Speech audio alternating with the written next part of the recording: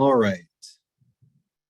I think we've got everybody in that's going to be in this evening. My name is Scott Patton. I'm the Director of University Housing here at Northern Kentucky University. And there's not really any sort of agenda to go over this evening. This is really just an open forum for people to get some of their questions answered related to university housing. I'll give a little bit of update on some things. We will do move in on August 18th. That's a Thursday. We've sent out some communications about that. I hope people are really excited. We're really excited to have folks join us for the fall. And as part of the move-in process, we are asking everybody to sign up for a check-in appointment time. And if you haven't done that already, please do so.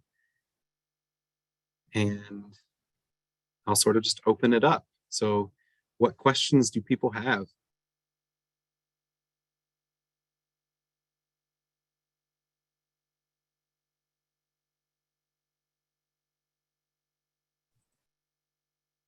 And you can certainly ask questions, you can unmute, you can ask questions, you can put things in the chat. I'm going to be monitoring them both and providing some information in both avenues.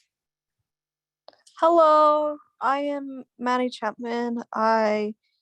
So you said something about registering for like before you're going to move in. So check-in appointment. Thank you. Check-in appointment. So how do we do that? Yeah, so you'll sign in to your NKU portal the same way that you sort of filled out your housing application, and you'll sign up for your check-in appointment time through there. Okay. The instructions on how to select your check-in appointment would have been emailed to you to your NKU email. And the most recent move-in communication email, I think that was sent out last week. Okay, I will try to search for that email. Yeah, and if you want, we can walk you through that process a little bit later if need be, or I can help get you connected to someone on our housing operations side of the house that can help walk you through that step by step. Okay, thank you. Hi, can you hear me? Yes. This is Robin Mays. I had a question, and maybe there is a place to search for this online, and maybe I just haven't looked enough, but is there like a checklist of things that they absolutely should bring? Is there like a do and don't bring list? Like anything about like what they can and can't do, can and can't have in their room? Sure. We are going to be providing a sort of checklist item thing in our next communication. There are things that are sort of on our move-in webpage that might help with that. I'm going to go ahead and see what I can pull up real quick on our housing website and see if I can put that in the chat for everybody.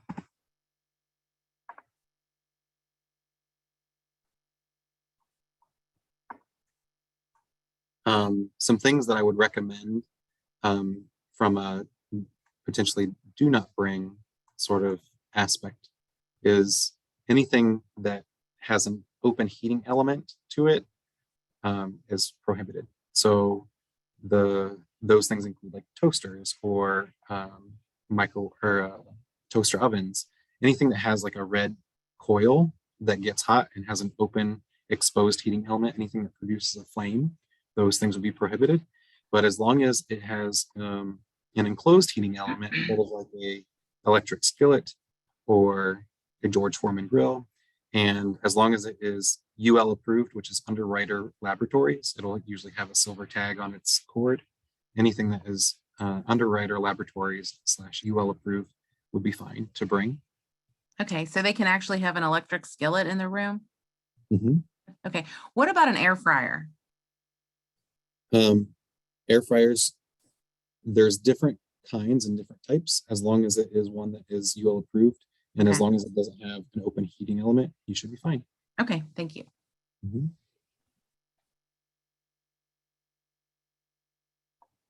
And I'm just going to go ahead and check here real quick about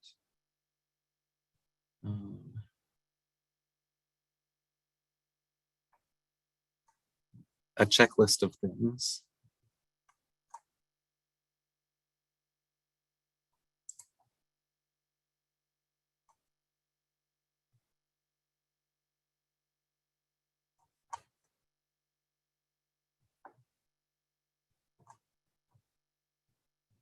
And I'm not seeing our checklist on our housing website. So I will follow up on that and make sure that it gets added there.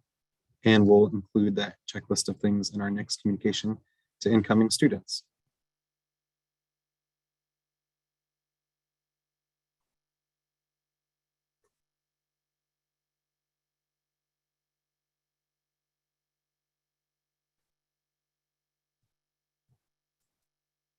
Thank you for bringing that up, Robin. No problem. So there's a couple questions in the chat that I'm going to kind of review or revert to. If we're receiving emails regarding payments before move-in for housing, do their accepted loans not cover this? So everybody's financial aid is a little bit different. We don't have anybody here from financial aid, but that's a really good question. Accepted loans can cover those costs. It depends on what loans, how much the loans are, because everybody's approved loan amounts are different. What we are sharing with students is that you have to have your bill paid prior to move-in, or a plan to pay your bill sort of outlined by move-in. So financial aid doesn't get dispersed until after move-in. Usually financial aid hits student accounts on the Tuesday or Wednesday after move-in, but you'll know what your financial aid allotment is. So for example, let's say that your university bill is $10,000, but financial aid is going to cover $8,000 of that. And so if there's $2,000 that are remaining and you plan on paying that out of pocket, paying that with a credit card, or paying that in as part of the payment plan, you would simply just share with our staff, like this is our plan to pay the extra $2,000. In some instances, folks have access to additional loan money that they can take out, and if that's someone's intention on how to pay for that extra $2,000 or something, they could mention that as well. You would just have to be able to show proof of that additional loan amount in order for us to allow you to check in, get your keys, and move in through our typical move-in process. I hope that answers your question, Rachel.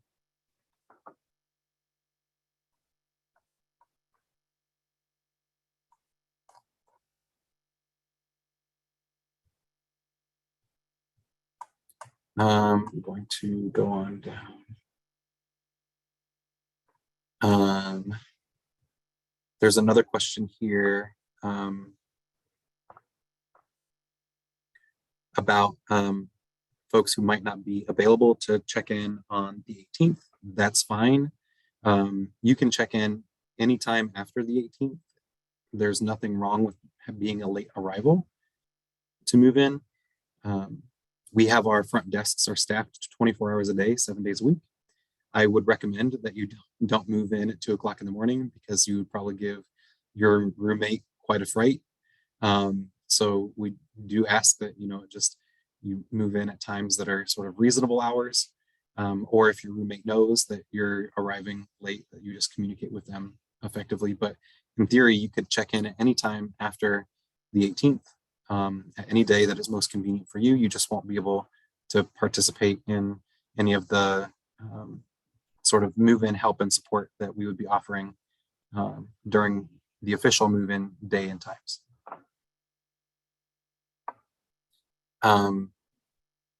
The parking, there's a question also in here about parking.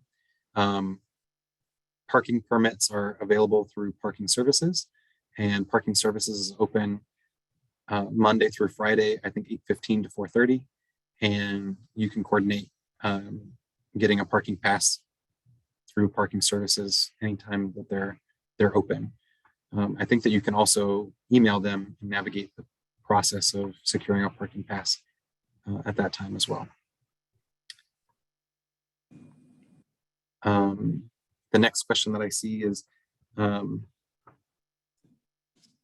those living in Callahan, are the beds able to be pushed together to make a king or queen size bed? And is there a community kitchen style area in that residence hall? And yes, there is a community kitchen in Callahan Hall. There are actually 2 in that building. As far as if you have people who are living together in Callahan, you can do whatever you want with the furniture. You just can't remove the furniture from the space. So if you choose to push beds together and make it one giant bed, and that's what everybody in that space is comfortable with, then you're certainly welcome to do that. We don't allow anybody to make any permanent changes to rooms in spaces either. So you can't install your own locking mechanisms, or you can't install a ceiling fan, things like that. But the furniture is in most spaces is movable, and you can kind of make the space, set it up however you want to set it up, as long as when you move out at the end of the year, it is returned to its original setup. What if our student hasn't received email regarding a check-in appointment? Then feel free to email housing@nku.edu, and we will make sure that we rectify that. I'm going to put email in the chat so everybody has access to that. And I will also put my email in the chat as well, that you can also reach out to me with any other questions or concerns that folks might have.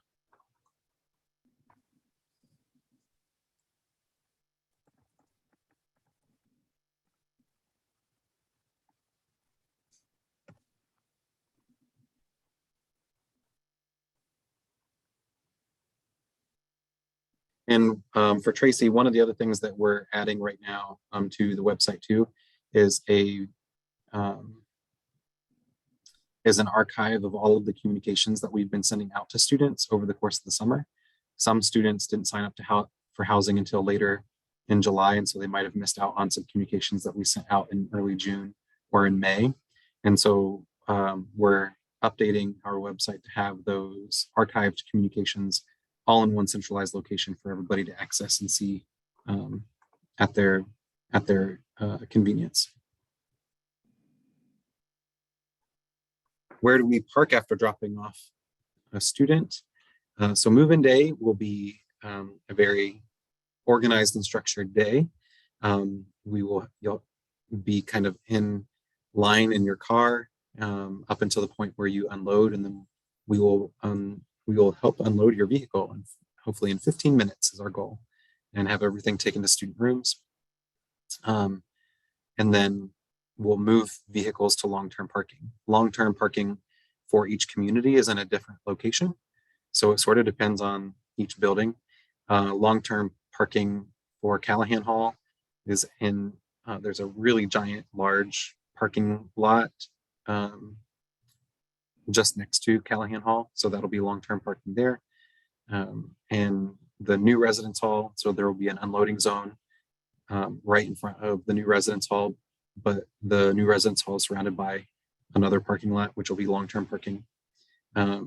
There's a lower level parking lot next to University Suites where folks can park long-term there. If that lot gets filled up, then there are several other surface lots that are next to Commonwealth Hall and Kentucky Hall that will serve as long-term parking lots. And then Norris Hall will also be in the surface lots that are sort of next to Kentucky and Commonwealth Halls.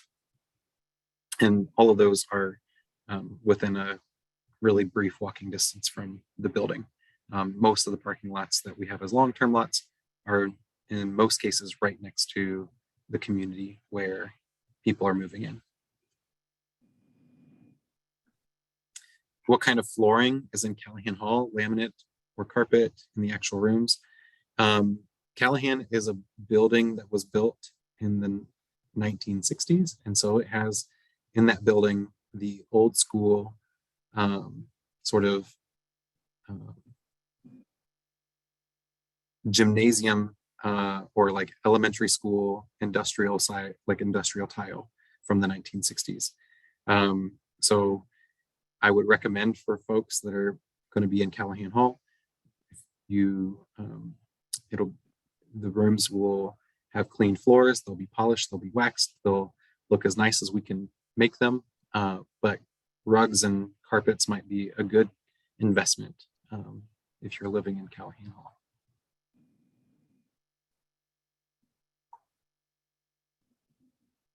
April is asking, would like to confirm the furniture available to each student in each room, one twin XL bed, one dresser, one desk with chair.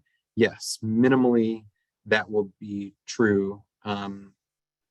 In Callahan, the dressers are larger than our other buildings. And so students will share dressers in Callahan because they're a 5 or 6 drawer dresser unit. Whereas in the other halls, they're either 2 or 3 drawer dresser units. But otherwise, that's pretty consistent furniture with what's in every space. In spaces like university suites, there are no closets in those rooms. And so those rooms have wardrobes. But if all of the other buildings that we have, they have closets in those rooms. And so there's no need for a wardrobe.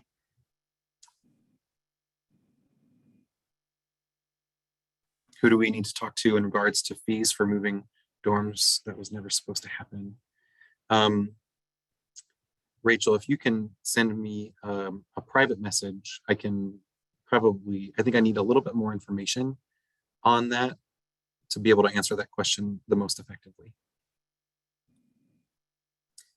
Can the beds in the new residence hall be stacked? Yes, you can loft and bunk beds in our communities if that's something that you choose to do. And the beds in the new hall also raise up to a pretty high height. Usually, I think it's right about my shoulder height.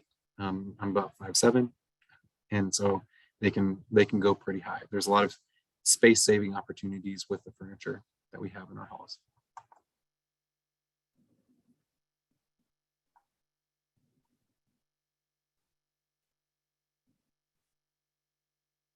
Aside from helping students get moved in and situated, is there a time limit to be with them or anything to do with our student after? We sort of start our evening with students off around 5 p.m. So after the last group of students gets moved in and starts getting settled, we will start having dinner and first floor meetings that evening. And then shortly after dinner and first floor meetings will be events and things. There is going to be a parents reception that starts at 5 p.m. For parents and families to come together and meet with our student affairs leadership team so that we can get to know some of the parents and families who are going to be involved in their students' academic success. And that's kind of an ideal separation time because the students will be going to their first floor meetings, they'll be going to dinner. Parents and families can come to the reception, and then it's sort of kind of a nice, easy time to say goodbye after that. The students that night of move-in day will also be very involved in lots of activities and things to kind of keep them busy and build new relationships with some of their floor mates, roommates, etc. Is there only one closet per room in Callahan to also share? Callahan actually has the most storage space out of any other building, and there are several different room types in Callahan. So in most cases, there are 2 closets, and actually, in addition to those 2 closets, there's usually a linen closet as well. It sort of depends on what room you're in and what style of space you're in. but there does tend to be a lot of storage space in Callahan in comparison to some of our other communities, because it was built with that in mind. Do we bring our own hangers for clothes? Yes. Do kids stay in the residence halls in between semesters as long as they've registered for spring housing? So our housing contract is a year-long housing contract. So as long as they're enrolled in classes, they're enrolled in housing for the entire academic year. They have the option to stay over winter break if that's something that's important to them. It is no additional cost, and they just have to register for winter break housing so that we know who is in our buildings for safety and security reasons.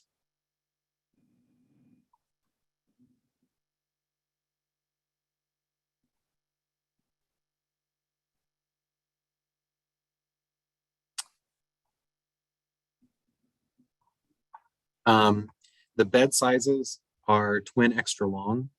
Would beds fit regular sheets? No, you'll need to get twin extra long sheets for all of the beds in our university housing inventory. Will the food services be open on the 18th? Yes. And will their all card be activated that day? Yes.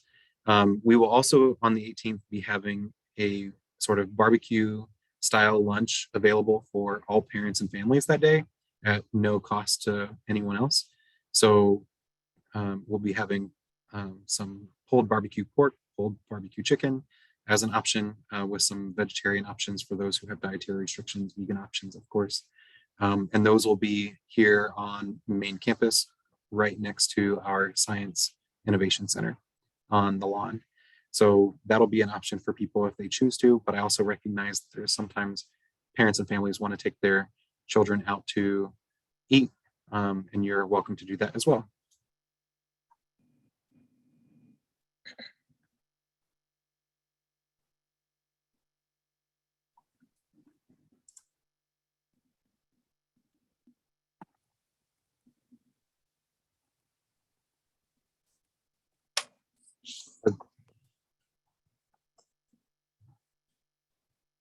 Hilda, did you have a question? Yes. What time will be start moving on the 18th? It depends on the building in which you're moving in. Our earliest check-in appointments will begin at 7 a.m. and the latest ones will go until 4:45. Oh, okay. But some of our halls won't have check-in appointments until 7:30 or 8 o'clock. Okay, so we need to make an appointment. So call the housing or what? Nope. How? Students are able to select their own check-in appointment time through their housing portal. And we sent out an email last week, or actually maybe 2 weeks ago at this point, that outlined the steps for people to go in and select their check-in appointment time. So they can just follow those instructions on that in the email. But we can also help walk you through the process if someone needs help with step-by-step instructions on that. Just email housing@nku.edu, provide the best phone number to reach you by, and then we'll call and kind of walk you through how to select your check-in appointment time. Okay, thank you. You're welcome. So, and then what they're going to do the 19th on Fridays? Another activities for them? There are going to be activities planned for several weeks. And, Oh, so on the 19th, it has a very full day packed with orientation and campus partners and new students and faculty and staff. And that'll go Friday, Saturday, Sunday.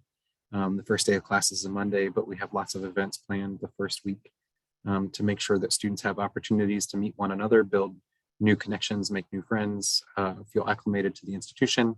So yeah, there's going to be lots of things for them to do over the course of the first few weeks. yeah, okay, that's good. I have another question about that. They said that my son is right now in the Summers Park right now, but they say that the last day will be the Friday, the 12th. August 12th. Mm-hmm. So they have another program start that Saturday 13th through the 16th, some program, I don't remember exactly the name. So I think it's, I don't remember the name, but it's some mentor program. Mm-hmm. So he's need to be there, going there every day, or he spend the night there. As long as he's living on in housing, if he's here for Summer Spark, living on campus, he'll transition to his permanent fall housing assignment if he's not already in it, and then there will be no change. He'll go directly in from Summer Spark to his mentorship program, and he'll participate in that every single day up until move-in day. And then on move-in day, he'll participate in move-in day with some of our other students and participate in all the activities and things like that. Yeah, thank you. Mm-hmm.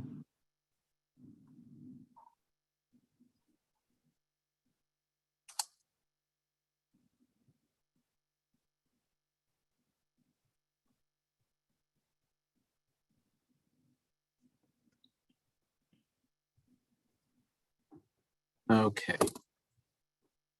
Going back to the chat.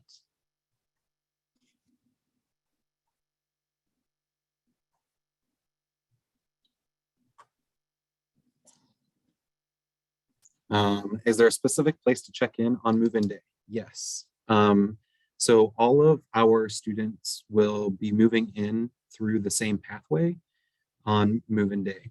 If you are living in Callahan Hall and you're moving in and checking into Callahan Hall, your move-in will happen through Martha Collins Lane Boulevard. And you'll pull into a queue and you'll sit in your car in your air conditioning until your check-in is ready, and then you'll unload, you'll move in. If you're moving into Booth Village, which is on the main part of the campus, you'll come in through Louis B. Nunn Drive and you'll enter into the residential village from Louis B. Nunn Drive. All of the other entrances into the campus community will be blocked off. So you'll have to come into Louis B. Nunn Drive, and then you'll get placed into a vehicle queue where you'll sit in your car. And until you check in, you'll check in and get your key while in your vehicle. You'll sign paperwork while in your vehicle. And then once you've been checked in and you've gotten your keys, and we will have you go up into an unloading zone where we will have volunteers helping unload your vehicle. You'll have about 15 minutes to unload your vehicle, and then you'll take your vehicle, park it in long-term parking, and hopefully by the time you get back to the building, all of your belongings will already be set up in your room.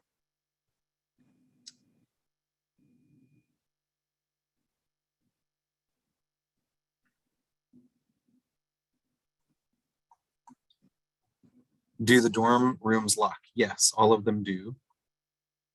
And can we bring an under the door jam style thing? I'm not sure what you mean. However, if you have anything that impedes the door from being opened by our staff, that would be prohibited. That would most likely be identified as a fire safety issue. And our staff, for facilities and safety related reasons, need to be able to access spaces as needed. And that's part of the contract that was signed. Molly asks, can additional furniture be brought for the new residence hall shower space? Notice there's no storage in the shower area or the toilet areas. Yes, of course, you can bring in whatever it is that you want to bring in. You can decorate and make the space your own as much as you want. Just no permanent changes. So can't paint the wall, can't add wallpaper, and can't, attach things to walls. So as long as it's not a permanent or intrusive addition, then you'd be okay to do so.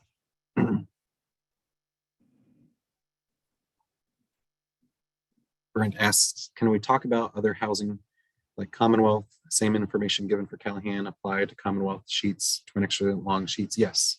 So Commonwealth will be twin extra long as well. And the furniture is the same. You get a bed, dresser, desk, you have closet space in Commonwealth, etc. Each student gets their own closet area in Commonwealth Hall. I hope that answers all those questions from Brent. Do visitors need parking passes throughout the year? Visitors most likely will not have an eligibility to get a parking pass. You have to be an NKU affiliate to get a parking pass. However, if you are a visitor visiting NKU for a day, there is a visitor parking garage, and it charges by the day. So just like any other parking garage, I think it's like it charges by the hour. So you can park there. Otherwise, you're kind of running the risk of getting a parking ticket. You could probably also get a visitor pass from Parking and Transit Services. They might give out day passes at a cheaper rate. I'm not sure. What is the bathroom situation in the new residence hall? So in each suite in the new residence hall, there are 2 bedrooms that are kind of side by side. And then outside of those 2 bedrooms, between the bedrooms and the hallway, is kind of a bathroom space. So on one side is a shower, on the other side is a toilet, and then there are sinks kind of outside that space. So it'll be 1 shower for 4 people, 1 toilet for 4 people, and 2 sinks for 4 people in the new residence hall. Where do we pull up at the new hall on drop-off day? Again, you'll come in through Louis B. Nunn Drive. You'll get put into a queue for vehicles, and we'll process your check-in. We'll get you your keys and things while you're in your vehicle. And our staff and folks will direct you exactly where you need to be as long as you come in on Louis B. Nunn Drive. And then once you've been checked in and gotten your keys, we will usher your vehicle into the unloading zone, where we'll help you unload your vehicle. And then you'll be able to park in long-term parking after that.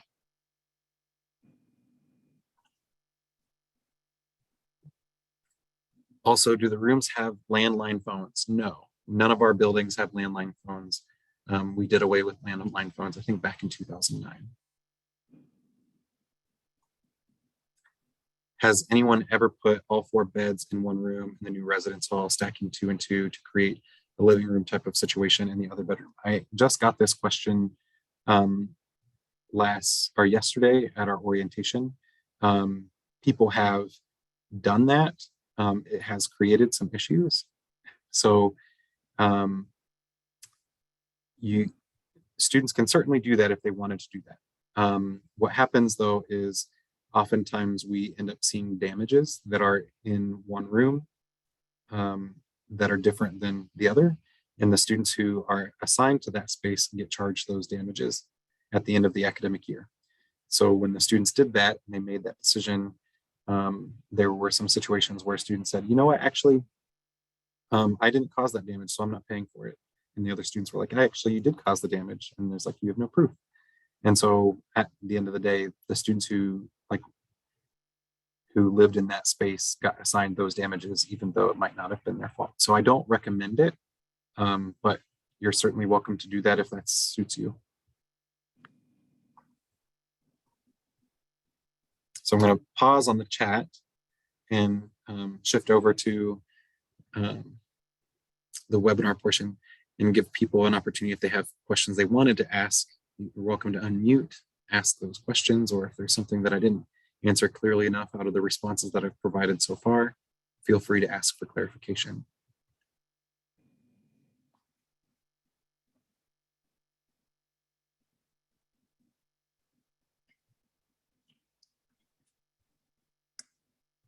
I have another question.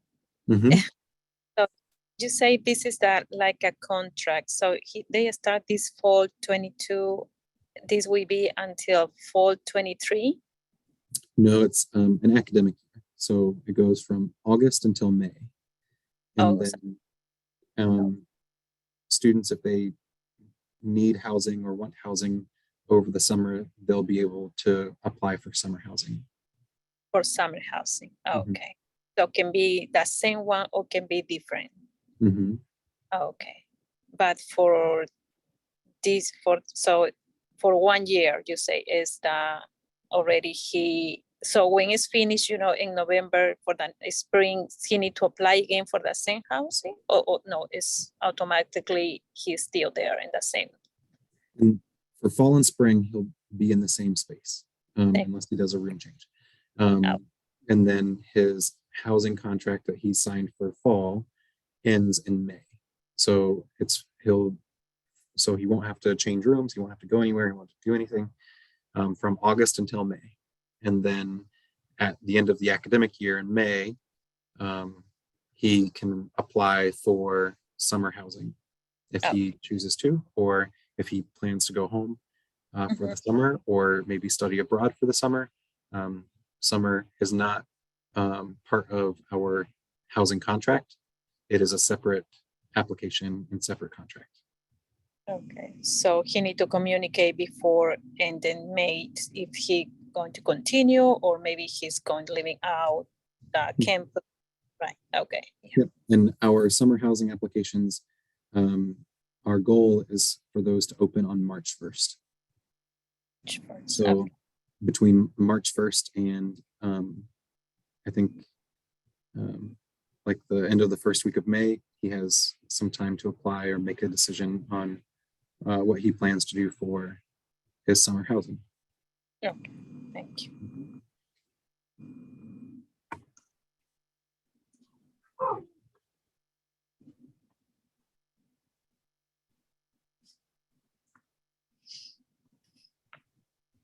Yes, Scott, can you hear me?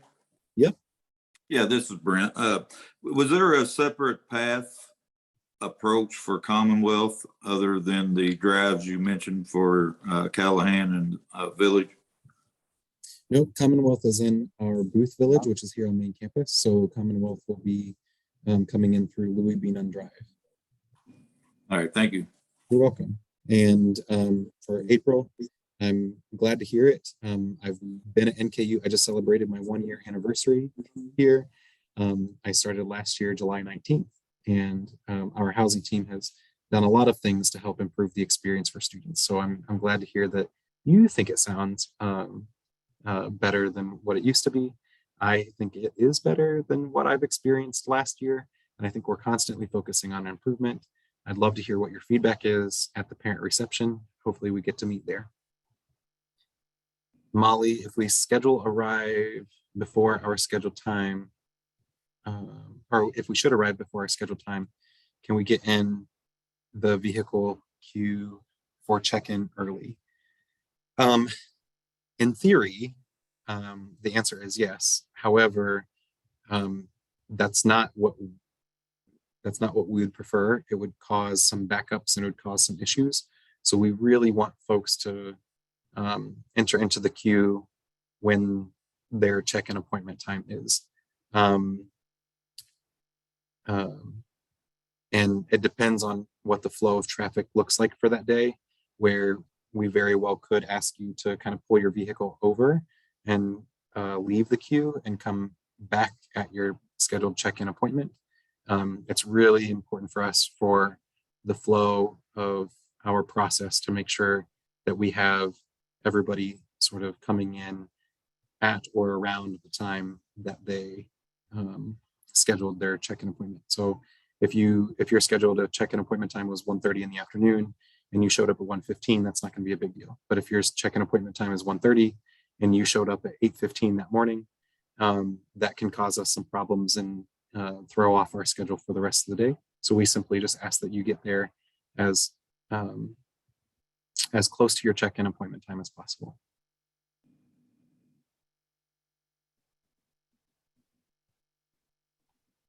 Good question, Molly.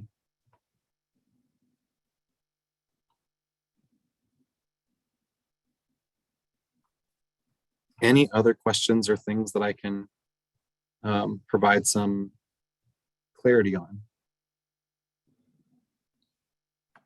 I think so. That same day, it's from 10 a.m. to 2 p.m. And the second floor, the student union is another activity for the parents and students.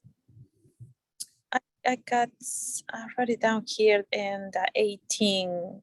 We have some things and activities that from 10 a.m. to 2 p.m. Is right? It could be. Everybody's experience might be a little bit different. So it depends on what college program you're part of. There might be special events and programs for certain groups that students might belong to. So it really just depends. And my colleague Britta says, yes, it is for families and it is called Boohoo Woohoo. You can just stop in by, say hello to members of the Family Advisory Forum. So thank you, Britta, for clarifying that. And she added that to the chat. So there's lots of things that are available for parents and families on those days. And you're welcome to participate in as much or as little as you want. Okay, thanks. Another question we got in the chat is our extension cords permitted? They are. Please make sure that your extension cords are UL approved. That will create or make it safe from a fire safety lens for everybody. I recommend also utilizing surge protectors as you're plugging things, instead of plugging things directly into the wall. That will help protect your own equipment and make sure that we're not overloading our systems and things like that. So surge protectors are highly recommended, especially if they're predominantly if they're UL approved as well. Do we need to bring a dolly for transporting the totes of stuff? You're welcome to. Some people do, and they find that it makes it a little bit easier. We will have move-in bins, and we will have people who will be helping. So it's sort of just every little bit will certainly help. We'll try to make it as seamless as a process as possible, and just be mindful that the folks who will be helping move people in on move-in day are volunteers. They're volunteering their time. And so they're just there to help. They're not hired employees. They're not getting paid for it. They're just doing it out of the kindness of their heart. And we know that move-in day is going to be a stressful and anxiety-inducing day for a lot of people. And so we just ask that everybody just be mindful of the folks that are volunteering their time.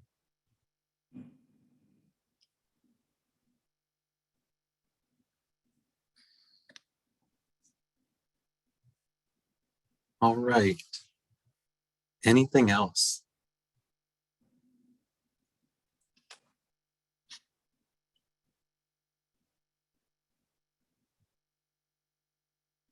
They say in Zoom you have to wait an extra 7 seconds to give people time to think about if they have other questions or comments or things. So we'll wait a little bit more. I have another question. Yeah, sure. That same parking pass what he have right now for the summer spark is the same he can use for this fall semester, or he need to change for the new parking pass? I think that the summer parking pass that they have is specifically just for the summer, and then the parking passes start over, and he'll have to purchase a new one for the academic year. Okay, he need to buy the parking pass.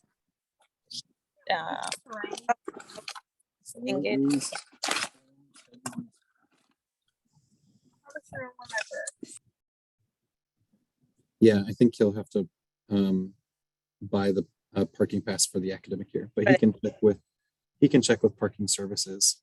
Yeah. On if that was covered already. Okay, thank you. Yes, thank you, Britta. And Britta put in there the website for parking. Robin, just to clarify, parents help with move-in, and then later on in the day they come together with their students for some type of meal.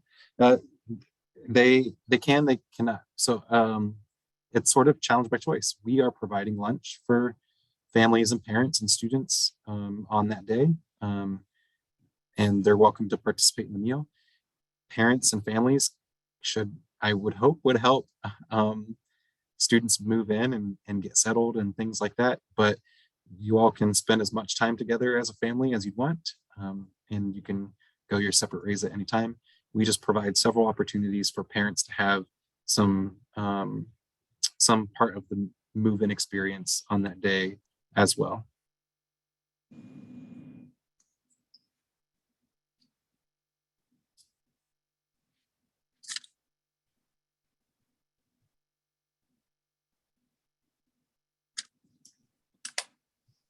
Great questions, everyone.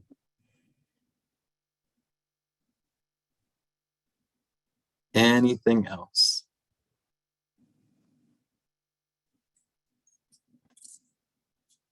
Will the bookstore be open on the 17th? I believe so. The bookstore should be open typical hours Monday through Friday.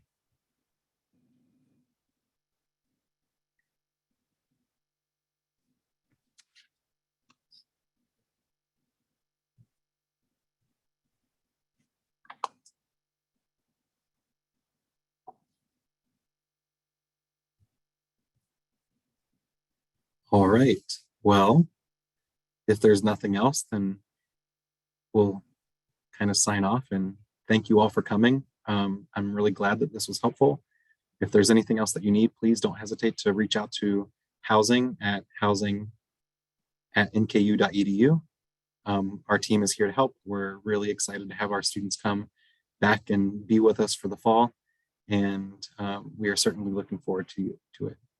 So we'll see you soon. All right. Thank you so much.